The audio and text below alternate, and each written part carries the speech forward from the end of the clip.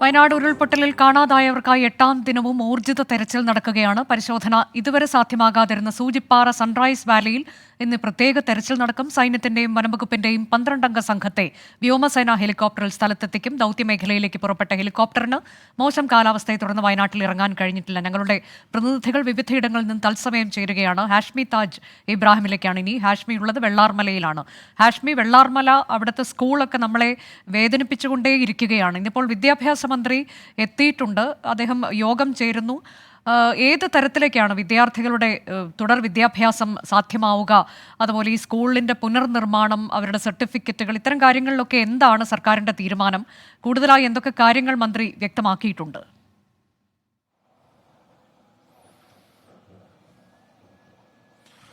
അനുജ, വെള്ളാർമലക്കാർക്ക് മുന്നിൽ ഒരു കനത്ത ഇരുട്ട് മാത്രമാണ്. അവർക്കറിയില്ല ആ സ്കൂളിനെ അവിടെ പുനർനിർമ്മിക്കാൻ കഴിയുമോ, അവർ കുട്ടികൾക്ക് അവിടെ പഠിക്കാൻ കഴിയുമോ. അവിടുത്തെ കുട്ടികൾക്ക് ഉറപ്പായും തീർച്ചയായും വലിയ കൗൺസിലിംഗ് ആവശ്യമുള്ള മാനസികാവസ്ഥയിലുണ്ട്. അവിടുത്തെ കുട്ടികൾ അവരുടെ പ്രിയപ്പെട്ടവരായ അവരുടെ കൂട്ടുകാരൊക്കെ മരിച്ചുപോയ വലിയ സങ്കടത്തിലാണ് അവിടുത്തെ കുട്ടികൾ. വെള്ളാർമല നിൽക്കുകയാണ് അനുജ. ഇവിടെ ഈ തെരച്ചിലിന്റെ 8ാം ദിവസമാണ്. ആ ദുരന്തത്തിന്റെ വലിയ ഷോക്ക് അത് മാറുന്നില്ലെങ്കിൽ കൂടിയും ഇപ്പോൾ പതിയെ ദുരിതാശ്വാസ ക്യാമ്പുകളിൽ ഉണ്ടായിരുന്നവർ അവരവരുടെ വീടുകളിലിരുന്ന സ്ഥലത്തേക്കൊക്കെ എത്തുകയാണ്. അവിടെ കാണുന്ന കാഴ്ചകൾ കണ്ട് ഹൃദയം തകർന്നു നിൽക്കുന്ന കാഴ്ച നമുക്കും കാണാൻ കഴിയില്ല അനുജ. അത്രത്തോളം വലിയ വേദനയാണ്. ഒരു ആയുഷ്കാലത്തിന്റെ സമ്പാദ്യമൊക്കെയാണ് ഇവിടെ ഇങ്ങനെ കിടക്കുന്നത്. ഇവിടെ പല വീടുകൾ നമുക്ക് കാണാം. ഈ ദുരന്തത്തിന്റെ ഒരു ഓർമ്മയായി ഒരു സ്മാരകം പോലെ ഇങ്ങനെ നിൽപ്പാണ്. മുക്കാലും പൊളിഞ്ഞടുങ്ങിയ വീടുകൾ, പാതിപ്പണിത വീടുകൾ. അത് പണിതീരും മുമ്പേ ഉരുൾപൊട്ടിയിറങ്ങി അതിന്റെ മാരക പ്രവാഹത്തിൽ ഒലിച്ചുപോയ വീടുകൾ, മറിഞ്ഞു കിടക്കുന്ന ഒട്ടനവധി കാറുകൾ, നശിച്ചു കിടക്കുന്ന ഒരുപാട് കാറുകൾ. എന്ന് പറഞ്ഞാൽ ഇവിടെയുള്ള ആളുകൾ തോട്ടം തൊഴിലാളി, അവരുടെ പൂർവികർ തോട്ടം തൊഴിലാളികളാണ്. അതിൻ്റെ അടുത്ത തലമുറയൊക്കെ എന്തെങ്കിലും നമുക്ക് ജോലിയൊക്കെ ചെയ്ത് ഗൾഫിലൊക്കെ പോയി, കുറച്ചു പേർ ഗൾഫിലൊക്കെ പോയി. അതും വലിയ ശമ്പളമൊന്നുമല്ല. അത്യാവശ്യം ആവറേജ്, ശരാശരി എന്ന് പറയാവുന്ന രീതിയിൽ ഒരു മധ്യവർഗം അല്ലെങ്കിൽ ലോവർ മിഡിൽ ക്ലാസ് എന്നൊക്കെ പറയാവുന്ന രീതിയിൽ ചെറിയ കാറൊക്കെ സ്വന്തമാക്കി അങ്ങനെ ജീവിതം പച്ച പിടിപ്പിച്ച് വരുന്നതിനിടയ്ക്കാണ് ഈ കാണുന്ന ഈ ഉരുൾപൊട്ടലുണ്ടാകുന്നത്. നമുക്ക് കാണാം അനുജ, ഇങ്ങോട്ടേക്കൊക്കെ രാവിലെ ആളുകൾ ഇങ്ങോട്ടൊക്കെ അല്പസമയത്തേക്ക് എത്തുന്നുണ്ട്.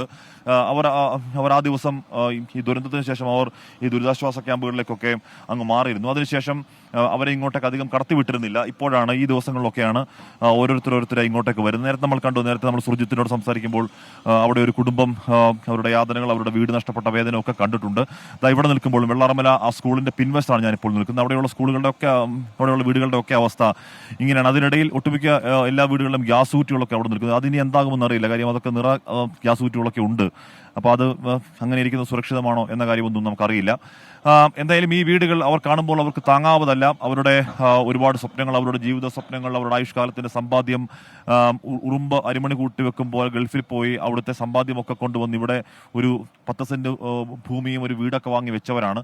അതാണ് ഇമ്മട്ടിൽ പൊളിഞ്ഞ് ഒരു ദുരന്ത ഭൂമി കണക്കെ ഇങ്ങനെ കിടക്കുന്നത്. എന്തായാലും ഇവിടെ ഇനി ജീവനം സാധ്യമല്ല എന്ന കാര്യം ഉറപ്പാണ് അനുജ.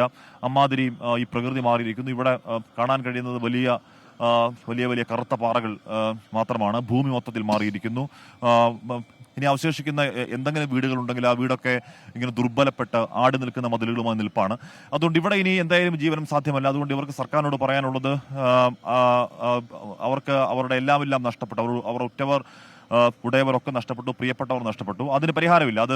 അത് അവരുടെ ആയുഷ്കാലത്തിന്റെയും അവരുടെ മരിക്കും വരെയുള്ള വേദനയാണ്. നമ്മൾ ഇന്നലെ നൗഫൽ എന്നൊരു പ്രവാസിയെ കണ്ടിരുന്നല്ലോ അനുജ. ഒമാനിൽ പോയതാണ്. 3 മാസം കഴിഞ്ഞ് ഒമാനിൽ പോയി തിരികെ വരുമ്പോഴേക്കും നൗഫലിന് നഷ്ടമായത് സ്വന്തം അച്ഛനെ, സ്വന്തം അമ്മയെ, ഭാര്യയെ, 3 മക്കളെ, സഹോദരന്റെ ഭാര്യയെ, മക്കളെ, ഒരു കുടുംബത്തിലെ എല്ലാവരും പോയി.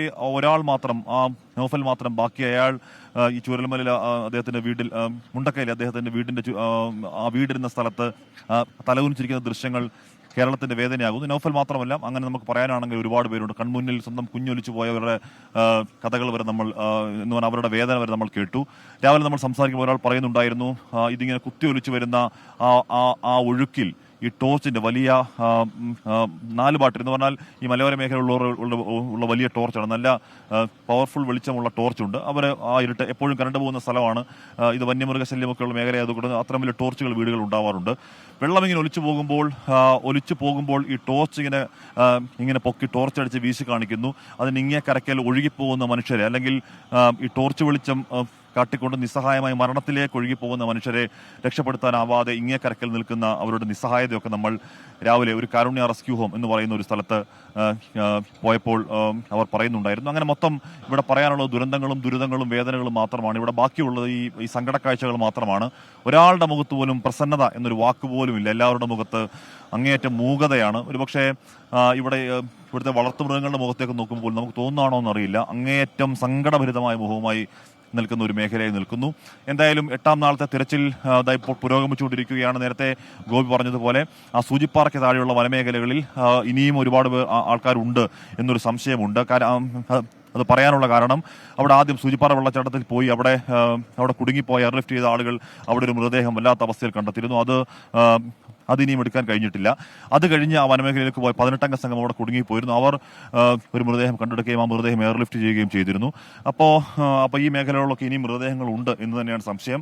അതുകൊണ്ട് ഈ തെരച്ചിൽ നിർത്തുക ഏതാണ്ട് അസാധ്യമാണ്. കാര്യം അനുജ, നമ്മൾ ഇതൊക്കെ പറയുമ്പോൾ പോലും രാവിലെ ജില്ലാ കളക്ടറോട് സംസാരിക്കുമ്പോൾ കാണാതായ മിസ്സിംഗ് ലിസ്റ്റ് തയ്യാറാക്കാനുള്ള ഭഗീരഥ പ്രയത്നത്തിലാണ് ജില്ലാ ഭരണകൂടം അടക്കമുള്ളവർ. ആരെയും പഴിക്കുന്നില്ല, ആരെയും കുറ്റം പറയാനൊന്നും കഴിയില്ല. അത് അത്രത്തോളം പരിമിതികൾക്കുള്ളിൽ നിന്ന് ആ പ്രവർത്തനം. കാര്യം വീടില്ലാത്തടുത്ത് ഒരു കുടുംബത്തിൽ എല്ലാവരും പല കുടുംബങ്ങളിലെയും ആരും ബാക്കിയില്ലാതെ പോലെ ഒരു പരാതി എൻ്റെ ഇന്ന പ്രിയപ്പെട്ടവർ കാണാതെ പോയി എന്നൊരു പരാതി നൽകാൻ പോലും ബാക്കിയില്ലാതെ എല്ലാം നശിച്ച ആ നാടിനോട് ഒരു നാട് പോലും ഇല്ലാത്ത ഒരു സ്ഥലത്ത് പോയി നിന്നും കൊണ്ടുവേണം ആ മിസ്സിംഗ് ലിസ്റ്റ് തയ്യാറാക്കാൻ.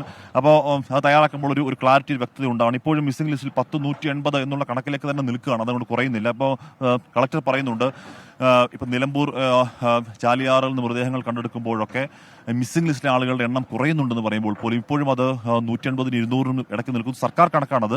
ഇവിടുത്തെ പ്രദേശവാസികൾ അതൊന്നുമല്ല, 150 പേരെ കാണാനുണ്ടെന്നൊക്കെ അവർ പറയുന്നുണ്ട്. സർക്കാർ കണക്ക് വെച്ച് നോക്കുകയാണെങ്കിൽ കൂടിയും 180 അല്ലെങ്കിൽ 150, 170 എന്നൊക്കെ പറയുന്നത് ചെറിയ കണക്കല്ല. അവർ അവരുടെ ഉറ്റവരെ കാത്തിരിക്കുന്നു. ജീവിച്ചിരിപ്പുണ്ടോ മരിച്ചിട്ടുണ്ടോ എന്ന് പോലും അറിയാതെ അവർ ഉറ്റവരെ കാത്തിരിക്കുകയാണ്. നമ്മൾ ഇന്നലെ മേപ്പാടി ദുരിതാശ്വാസ ക്യാമ്പിൽ ഒക്കെ പോയിരുന്നു, ദുരിതാശ്വാസ ക്യാമ്പുകളിലൊക്കെ പോയിരുന്നു. ഒട്ടുമിക്ക എല്ലാവർക്കും അവിടെയുള്ള 90% ആളുകൾക്കും പറയാനുള്ളത് ഇത്തരത്തിൽ അവർക്ക് നഷ്ടമായി പോയ, ജീവനോടെ ഉണ്ടോ മരിച്ചിട്ടുണ്ടോ എന്നറിയാതെ അവർ ആദ്യപ്പെട്ടിരിക്കുന്ന കാഴ്ചയാണ്. അതിനുശേഷം ആദ്യം അവർക്ക് അവരുടെ വലിയ ചോദ്യത്തിന് ആദ്യം ഉത്തരമുണ്ടാവണം. ആ ഉത്തരമുണ്ടായതിനു ശേഷം മാത്രമേ അവർക്ക് അവരുടെ മുന്നോട്ടുള്ള ബാക്കി ജീവിച്ചിരിക്കുന്ന മരിക്കാതെ രക്ഷപ്പെട്ടവരുടെ മുന്നോട്ടുള്ള ജീവിതം എങ്ങനെയാണെന്ന് ആലോചിക്കാൻ പോലും അവർക്ക് കഴിയുക. ഈ ചോദ്യത്തിന് ഉത്തരമുണ്ടാവുക എന്നുള്ളതാണ്. അതുകൊണ്ട് ഇപ്പോൾ കിട്ടുന്ന ഈ റിക്കവറി പോലും ഭാഗ്യമാണ്.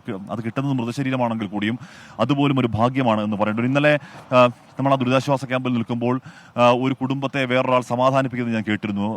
അനുജ, അയാൾ സമാധാനിപ്പിക്കുന്നത് ഇങ്ങനെയാണ്: ബാക്കി എല്ലാവരുടെയും ഉറ്റവരുടെ മുഖമൊക്കെ വികൃതമാകുമ്പോൾ നിങ്ങളുടെ ഒരു ഭാര്യയാണ്, നിങ്ങളുടെ ഭർത്താവിൻ്റെ മുഖമൊന്നും കുഴപ്പമില്ലാതെ ഞാൻ എടുത്തു തന്നല്ലോ എന്ന് കരുതി സമാധാനിപ്പിക്കണം. അത്തരത്തിലുള്ള സമാധാനിപ്പിക്കലൊക്കെ നമ്മൾ കാണുന്നു. എന്ന് പറഞ്ഞാൽ ബാക്കി എല്ലാവരുടെയും മുഖമടക്കം വികൃതമായി കയ്യും കാലും ഇല്ലാതെയൊക്കെയുള്ള മൃതദേഹങ്ങൾ കിട്ടുമ്പോൾ നിങ്ങളുടെ ഭർത്താവിന് മൃതദേഹം കുഴപ്പമൊന്നുമില്ലാതെ കിട്ടിയതല്ലേ, അത് തന്നെ വലിയ ഭാഗ്യമാണ്, വലിയ സമാധാനമാണെന്നൊക്കെ എന്നൊക്കെ സമാധാനിപ്പിക്കലിൻ്റെ വല്ലാത്ത വെർഷൻ നമ്മൾ ഇവിടങ്ങളിൽ കാണുന്നുണ്ട്. വല്ലാത്ത ദുരന്തത്തിൽ കൂടി, മഹാദുരന്തത്തിൽ കൂടി കടന്നുപോയൊരു ജനതയാണ്. ഒരു തുള്ളി പോലും ആ ട്രോമയിൽ നിന്ന് അവർക്ക് 8ാം നാൾ മുക്തമാകാൻ കഴിയുന്നില്ല. അത് അടുത്ത കാലത്ത് മുക്തമാവുകയുമില്ല. അനുജ, എന്താണ് വാട്ട് നെക്സ്റ്റ് എന്നതിനെക്കുറിച്ചുള്ള വളരെ സജീവമായ ചർച്ചകൾ സർക്കാർ തുടങ്ങുക തന്നെ വേണം. അടിയന്തരമായ കാര്യം, അധിക നാൾ ആ ദുരിതാശ്വാസ ക്യാമ്പുകളിൽ മാസങ്ങളോളം കഴിയുക പ്രാക്ടിക്കൽ അല്ല. അവർക്ക് അവരുടെ ജീവിതമുണ്ട്. അത് അവരുടേതല്ലാത്ത കുറ്റത്തിന് നഷ്ടപ്പെട്ടു പോയതിന് തിരിച്ചു കൊടുക്കാൻ നമ്മൾ ബാധ്യസ്ഥരുമാണ്. അനുജ. ഹാഷ്മി താജ് ഇബ്രാഹിമാണ് ചൂരൽമലയിൽ നിന്ന് വിവരങ്ങൾ നൽകിയത്.